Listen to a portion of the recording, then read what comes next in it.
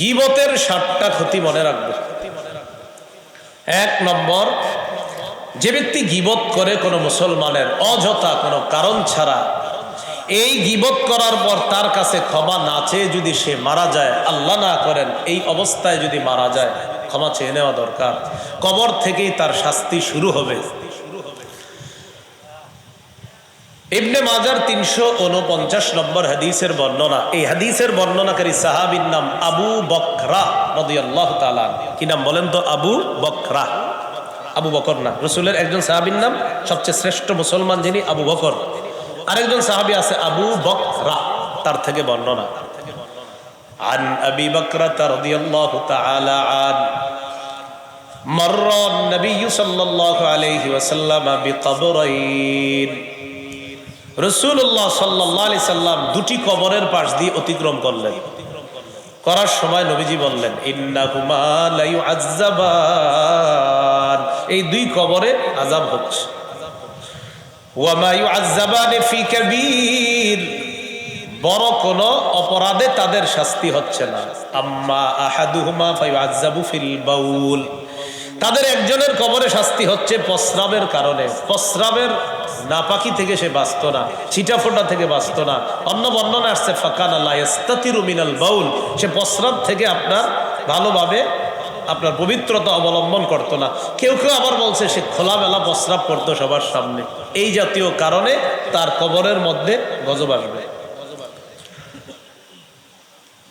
2 নম্বর, ওয়া আম্মাল আখার ফায়ুআযযাবু ফিল গীবা, আরেক কবরে শাস্তি হচ্ছে গীবতের কারণে। অন্য বর্ণনা আসছে ফিন নামিমা, চুগলখুরির কারণে আরেক কবরে আযাব হচ্ছে। তাহলে গীবতের 1 নম্বর ক্ষতি, কবরের শাস্তির কারণ গীবত করা। আল্লাহ আমাদেরকে হেফাজত করেন। গীবতের 2 নম্বর ক্ষতি, গীবত সবচেয়ে বড় সুদ। সুদ, সুদ খাওয়া হারাম। এই সুদের মধ্যে সবচেয়ে বড় সুদ গীবত। সুদে কারো কাছ থেকে আপনি যখন 50 টাকা বেশি আনলেন, 100 টাকা ঋণ দিলেন, আনলেন 150, 50 টাকা আপনি ভদ্র স্টাইলে চুরি করে যে আনলেন বা ডাকাতি করে, এই যে 50 টাকা আনলেন, এটা হলো ভদ্র স্টাইলের ডাকাতি, মানে স্মার্ট পদ্ধতির ডাকাতি। এটার নাম হলো ইন্টারেস্ট। তো স্মার্ট পদ্ধতিতে যে 50 টাকা ইন্টারেস্ট আনলেন, যেটাকে ভদ্রভাবে চুরি বলতে পারি, ভদ্র ডাকাতি বলতে পারি। এই 50 টাকা যে আনলেন আপনি, এটা কিন্তু আপনার না, এটা তার, সে আপনার কাছে পাও না। গীবত যদি করেন কারণ নামে, সে আপনার কাছে একটা হক পাওনা, বান্দার হক আপনি নষ্ট করলেন। এই গীবত যার করছেন তার কাছে আপনি মাপ চাইতে হবে, কারণ তার সম্মানহানি করা, তার হক নষ্ট করা, এই জন্য আপনাকে ক্ষমা চাইতে হবে। সবচেয়ে বড় সুদ হলো গীবত করা, কোনো মুসলমানের সম্মানহানি করা। আবু দাউদ শরীফের 4876 নম্বর হাদিসের বর্ণনা। এই হাদিসের বর্ণনাকারী সাঈদ ইবনে যায়েদ থেকে বর্ণনা। আন সাঈদ ইবনে যায়েদ আন নবী সাল্লাল্লাহু আলাইহি ওয়াসাল্লাম قال, রাসূলুল্লাহ সাল্লাল্লাহু আলাইহি ওয়াসাল্লাম বলেন, ইন্না মিন আরবার রিবা আল ইস্তিতালাতা ফি ইরজিল মুসলিমি বিগাইরি হক, সবচাইতে বড় সুদ হলো কোনো মুসলমানের ব্যাপারে অন্যায়ভাবে কোনো মুসলমানের ইজ্জতে আঘাত করা, ইজ্জত হরণ করা, এটা সবচেয়ে বড় সুদ। গীবতের মাধ্যমে, অপবাদের মাধ্যমে, মিথ্যা রটনার মাধ্যমে কোনো মুসলমানের সম্মানহানি আমরা করব না ইনশাআল্লাহ। 3 নাম্বার গীবতের ক্ষতি। আমি যদি এই দেখেন তার সমালোচনা করি, আমি তার সমালোচনা, তার খালি দোষ খুঁজি আর আপনাদের কাছে বলি, আমি মাখলুকের দোষ খুঁজি, খালেক আমারটা খুঁজবে। আমি মাখলুকেরটা, খালেক আমারটা। আমি যদি মাখলুকের দোষ খুঁজি, পাইতেও পারি, নাও পাইতে পারি, খালেক তো আমারটা নিশ্চিত জানো। আমি মাখলুকেরটা পাবো বা পাবো না, খালেক আমারটা পাবেও আর আপনাদের সামনে প্রকাশও করে দিবে খালেক। যদি কোনো মাখলুকের দোষ আমি অনুসন্ধান করি, খালেক আমার দোষ অন্যের সামনে প্রকাশ করে আমারে ঘরে হলেও লজ্জিত করে ছাড়বে। ট্রান্সজেন্ডার 1965 সালে সর্বপ্রথম এই স্লোগানটা আপনার ব্যাপকভাবে প্রসিদ্ধি লাভ করে 1965।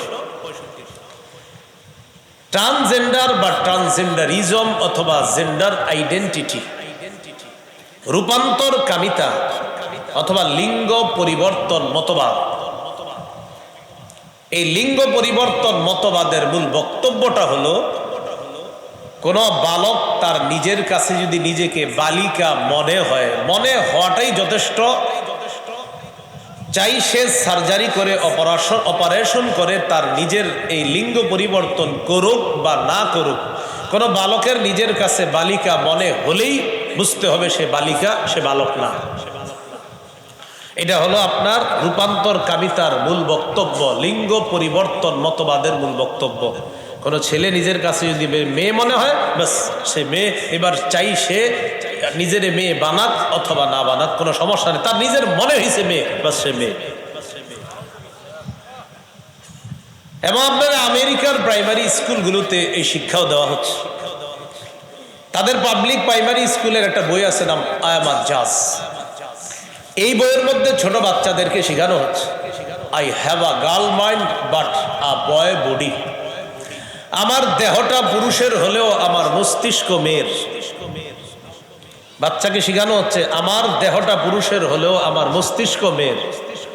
This is called transgender. ওখানে এটা লেখা আছে, এটাকে ট্রান্সজেন্ডার বলা হয়। I was born this way.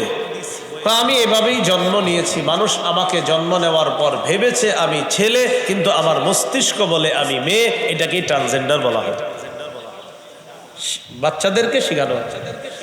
আমেরিকার প্রাইমারি স্কুলের একটা বই আছে, it feels good to be your self.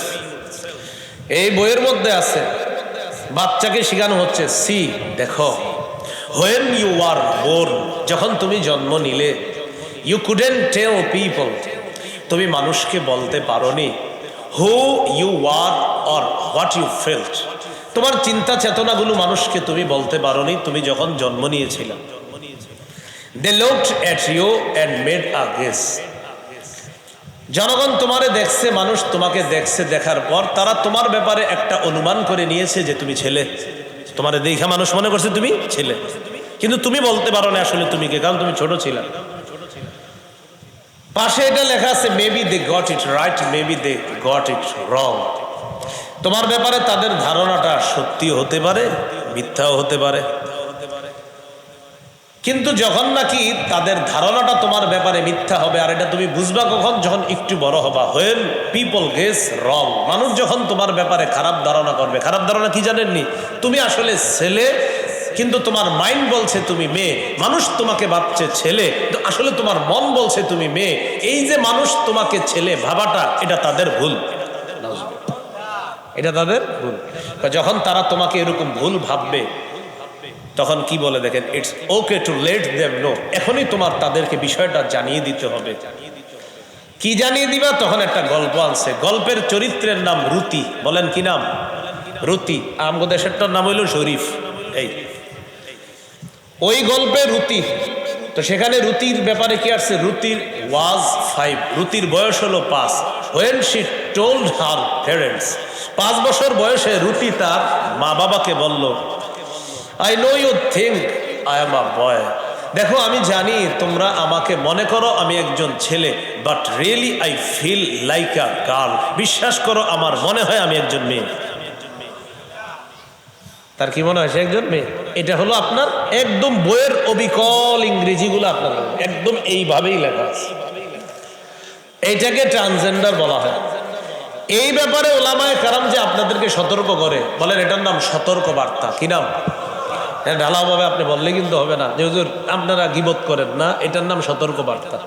কথাগুলো কি মনে থাকবে? তো যাই হোক, ওই স্লোগানও ভোলা যাবে না, গীবত করব না, গীবত শুনবো না, গীবতের মজলিসে বলবো।